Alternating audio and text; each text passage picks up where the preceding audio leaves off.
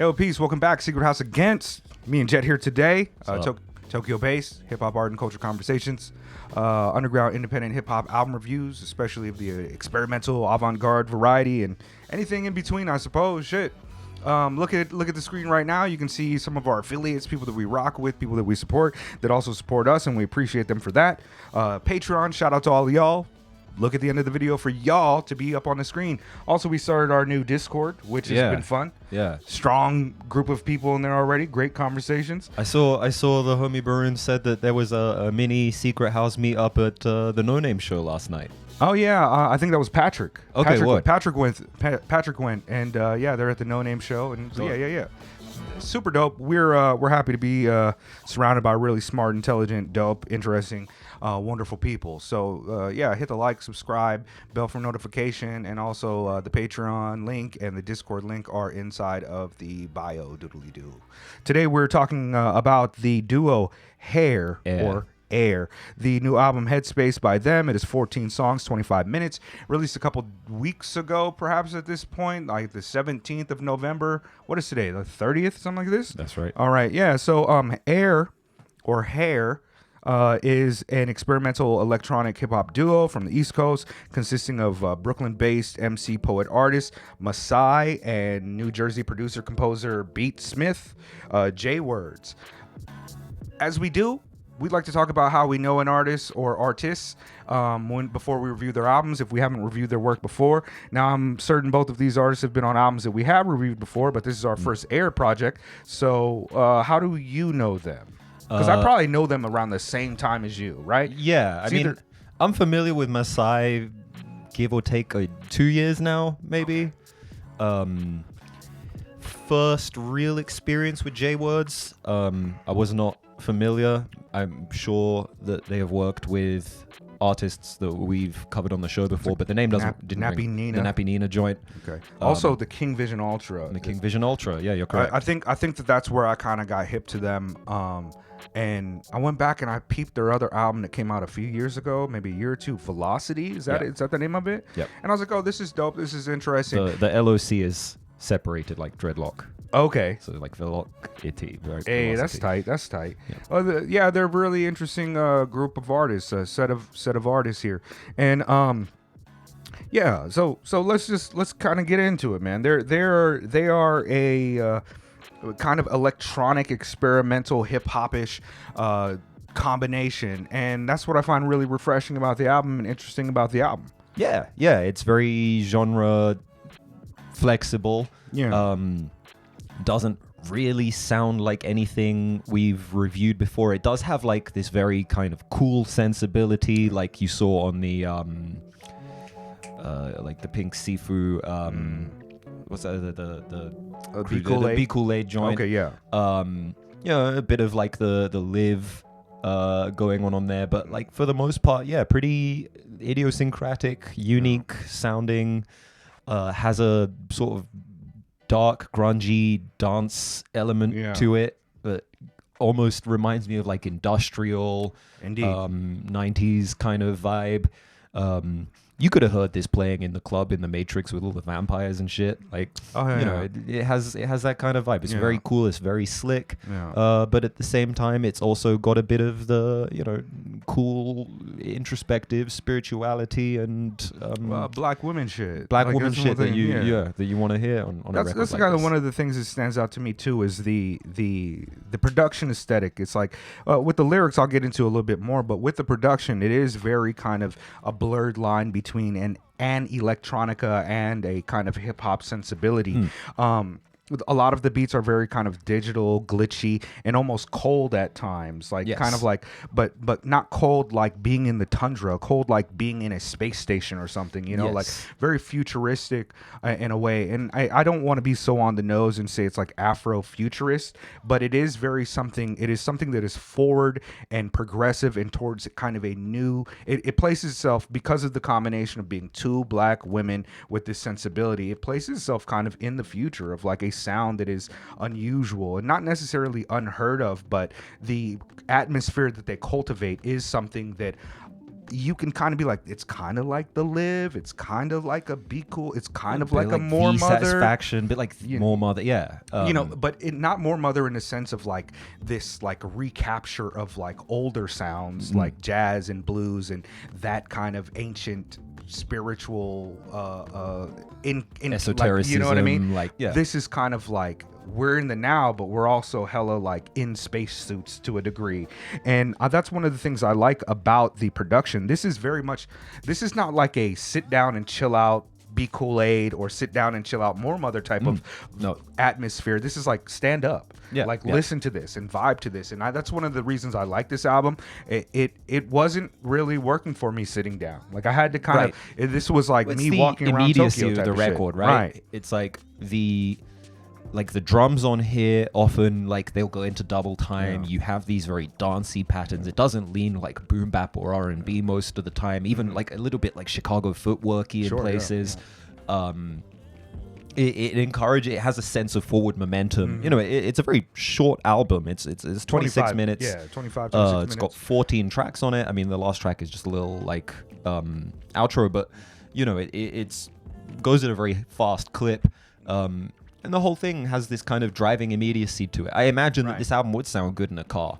Right. And I think one of the things that really grounds the album, instead of it being like a very electronic feeling, are the vocals that come from Masai. Masai is very, I wouldn't say that she's like one of those like high level caliber wordsmiths that is putting together, unique rhyme schemes or things of that nature. It is kind of more of an introspective, poetic approach that I don't know if they use what pronouns they use, but you know, I don't want to be offensive, but I'm not online enough to look at the profiles and whatnot. So if we fuck up on that, that's on me. That's like I didn't do the knowledge, and also I'm cisgender idiot that's still catching up to the kids. You know what I mean? Yeah. But besides that point, like I like her approach, and it really does ground the album in something that is like solid. I feel like as you listen more to the album, you get a kind of bit of and it almost works double time, because it almost works as like you're connecting with Jay words through Masai's lyrics as well. Yes, Masai is channeling that mood, like their sonically. Energy, right? It's like, you know, like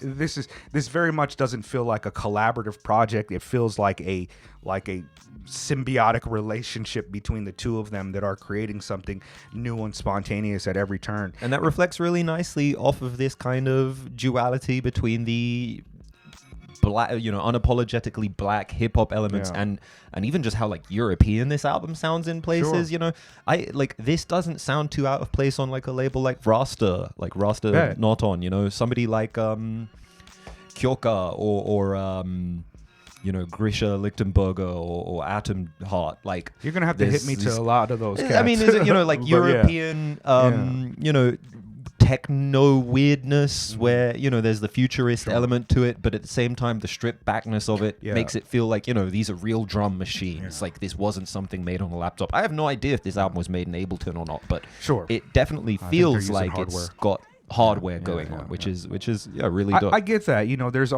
black artists like Nia Archives, who is like a drum and bass artist, but there's also like this deep black sensibility about it that I really fuck with. I love that black recapture and black groundbreaking of these things that are conventionally or widely viewed as like white spaces or white sounds, and this album really just changes that whole dynamic to me. This is something weird and unique and original, and I really enjoyed the majority of the album actually. When I went back to look at like you know, where I hit my likes on the songs or whatever, the majority of them were there like that. And one of the things that I really like about the album, like, you know, the poetics are really dope, and there's a lot of lines that you know, if we don't got it, we can make some. We won't mind if they try to take some. Making diamonds out of 8 honey.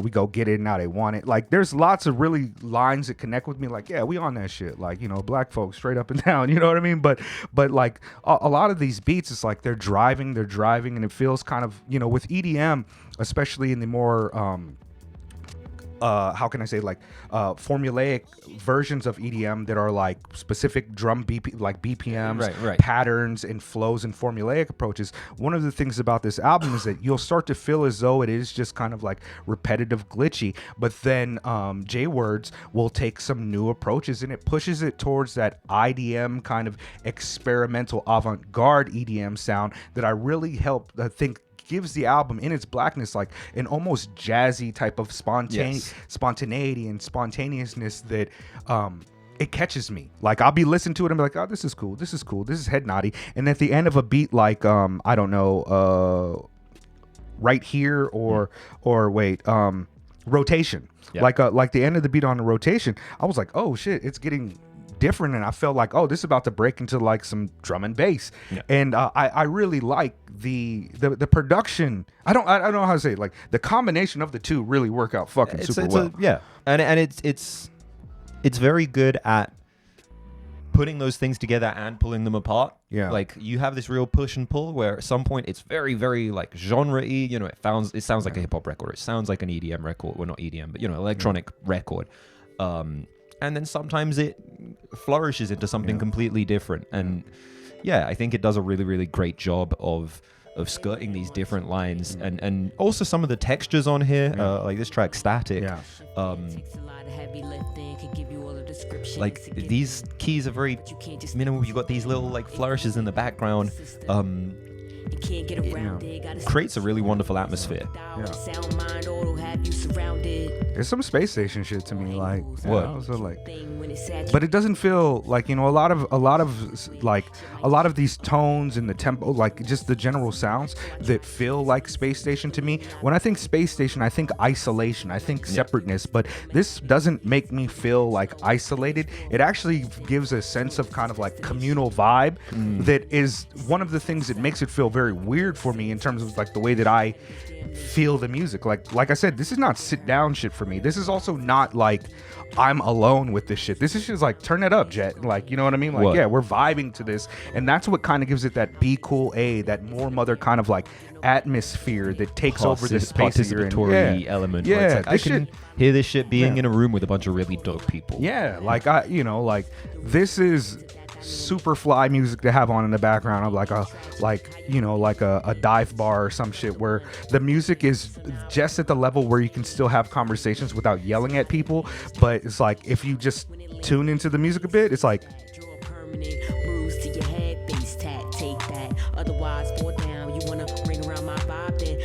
like Static, like towards like